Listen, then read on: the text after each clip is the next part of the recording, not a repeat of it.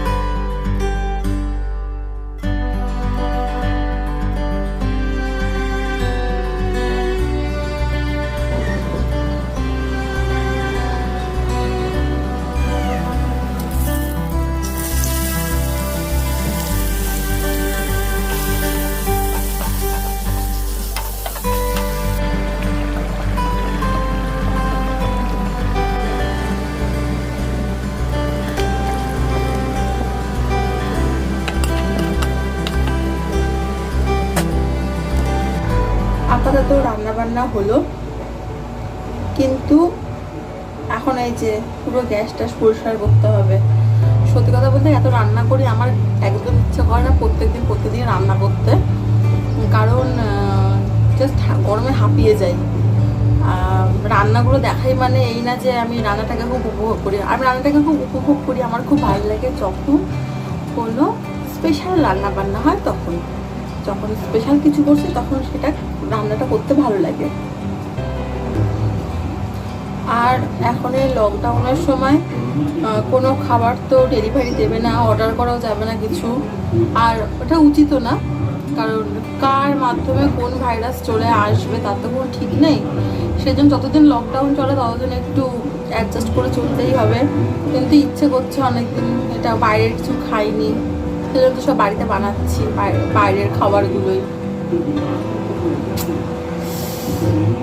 খিদে পাইনি, গরমে কিছু খেতে ইচ্ছা করছে না, খালি মনে হচ্ছে ঠান্ডা শরবত খাই, ঠান্ডা জল খাই, খালি সব মনে হচ্ছে। আর আজকে থেকে দই বাঁধবো।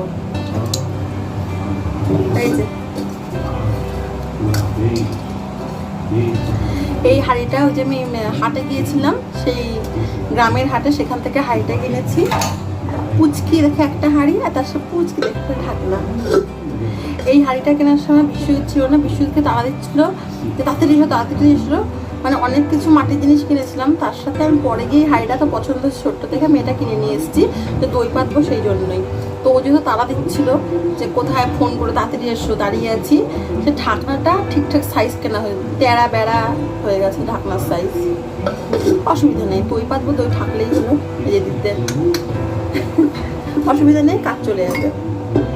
তো দুধ তো নিচ্ছি, সেই দুধ এখন প্রত্যেকদিন রাত্রিবেলা দুধটাকে জাল দিয়ে দই পাতবো।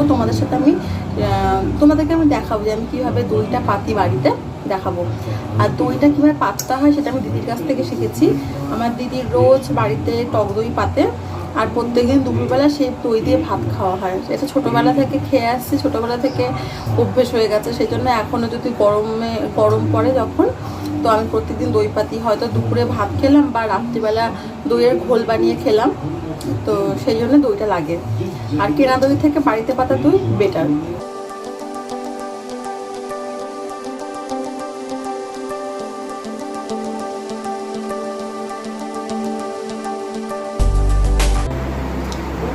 রান্নাঘরের কাজকর্ম সেরে আসলাম, বাসন ধুয়ে আসলাম, গ্যাস পরিষ্কার করে আসলাম। আর আমি এই যে বাটির মধ্যে ডাল তরকারি সব নিয়েছি, ভাত নিয়েছি। সত্যি কথা বলতে কি, এত কাজকর্ম করে আর গুছিয়ে খেতে অত ইচ্ছে করছে না। বাটির মধ্যে সব ডাল তরকারি সব নিয়ে মেখে নিয়ে খেয়ে নেব।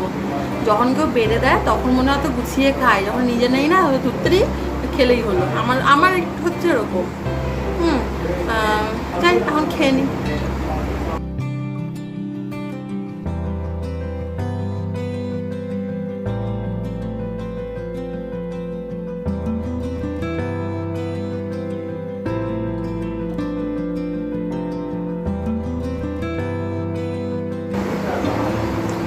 আজকে খেয়ে দিয়ে তো আর রেস্ট নেওয়ার উপায় নেই, যাবো মোমো বানাতে। তো তাড়াতাড়ি খাওয়া কমপ্লিট করবো, তারপর মোমো বানানো, সবজি কাটো, আটা মাখো, অনেক কাজ থাকে। চলো, খাওয়া দাওয়া আমার কমপ্লিট, আর দেরি করবো না, মোমো বানানোতে লেগে যাই। আমি 2 কাপ মতো গমের আটা নিয়ে নিয়েছি। আমি কিন্তু একটু ময়দা মিশাইনি, পুরো আটা। 2 টেবিল চামচ সাদা তেল, আর 1.5 চামচ মতো লবণ নিলাম। এবার আমি আটাটা লবণ আর তেলের সাথে ভালো করে মেখে নেব। ভালো করে ময়ান দেওয়াটা খুব জরুরি। আমার ময়ান দেওয়া প্রায় হয়ে গেছে। এরপর আমি অল্প অল্প জল দিয়ে আটাটা ভালো করে মেখে নেব। টাইট করে মাখতে হবে, এই যে আমরা যেরকম পরোটা খাই, যেরকম পরোটার আটা হয় সেরকমভাবে মাখতে হবে।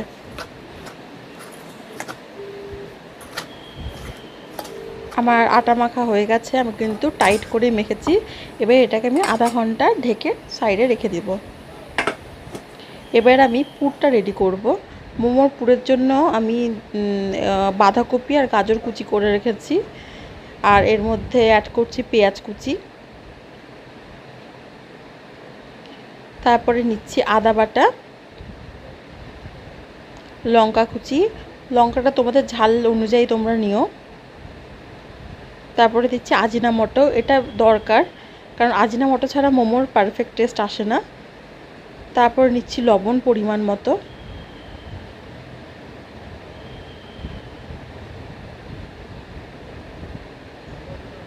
আমি সাদা তেল নিচ্ছি 2 টেবিল চামচ, তোমরা চাইলে বাটার নিতে পারো, আমি বলেছি আগেও ভিডিওতে বাটার শেষ আমার। এবার নিচ্ছি বোনলেস চিকেন, তোমরা যদি ভেজ মোমো করো তাহলে চিকেন অ্যাড করো না, আমি এখানে ভেজিটেবল আর চিকেন একসাথেই করছি।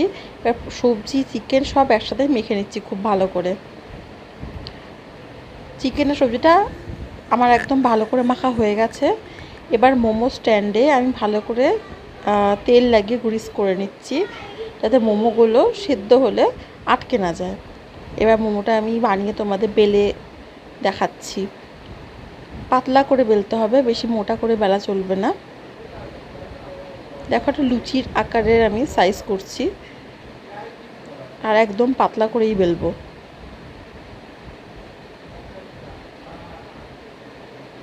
এবার আমি এর মধ্যে পুর ভরে দেবো। পুরটা একটু বেশি করে দিও, তাহলে টেস্টটা ভালো লাগবে, কিন্তু এত বেশি দিও না যাতে মানে মোমোর কভারটা ভালো করে আটকানো যাচ্ছে না, ওরকম দিও না। যাই হোক, আমি এবার ভালো ফোল্ড করে দিচ্ছি। মোমোর অনেক রকম ফোল্ড হয়, তো আমার কাছে এটা সিম্পল মনে হয়, আমি এভাবে করছি। তোমাদের যেটা সিম্পল মনে হবে, যেটা তোমরা পারবে সেটা করবে। আমার মোমো রেডি। এরকমভাবে আমি অনেকগুলো মোমো বানিয়ে নিয়েছি। দেখো, এবার আমি স্যুপটা রেডি করব মোমোর।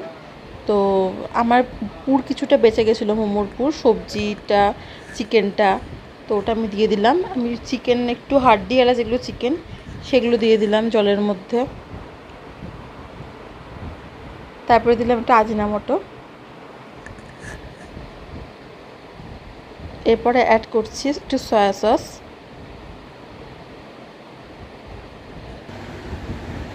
লবণ দিচ্ছি পরিমাণ মতো। তোমরা চাইলে আরও সবজি দিতে পারো, আমার কাছে এটুকু ছিল সেটুকু দিয়ে দিলাম। দিচ্ছি রসুন কুচি, যেহেতু আদা কুচি পুরের মধ্যে ছিল আর এক্সট্রা করে আদা কুচি আমি দিচ্ছি না। দিচ্ছি একটু কর্নফ্লোর, যাতে স্যুপটা একটু ঘন টাইপের হয়, সেজন্য একটু কর্নফ্লোর দিয়ে দিলাম। আমার স্যুপ এখন রেডি, এখন জাস্ট আমি উনুনে বসিয়ে দেবো।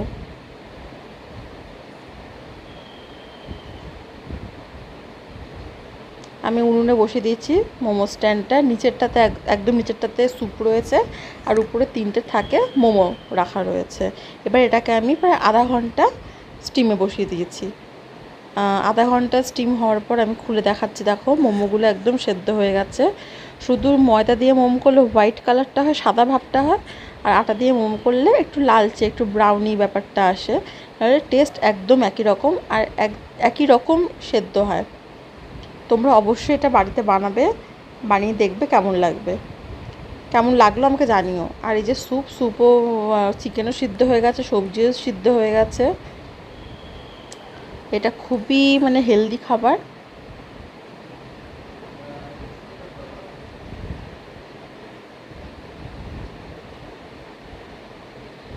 আশা করি তোমাদের এটা খুব ভালো লাগবে, অবশ্যই বাড়িতে ট্রাই করে দেখবে। আর আমার ভিডিওটা যদি ভালো লেগে থাকে তাহলে আমাকে জানিও, আর অবশ্যই আমার চ্যানেলটাকে সাবস্ক্রাইব করো তোমরা। আর তোমাদের সাপোর্ট ছাড়া আমার চ্যানেলে কিন্তু এগোবে না, তোমাদের সাপোর্ট সবসময়ই চাই। তো আজকের ভিডিও আমি এখানেই শেষ করব। তোমরা ভালো থেকো, সুস্থ থেকো, আবার দেখা হবে নেক্সট ব্লগে। টাটা।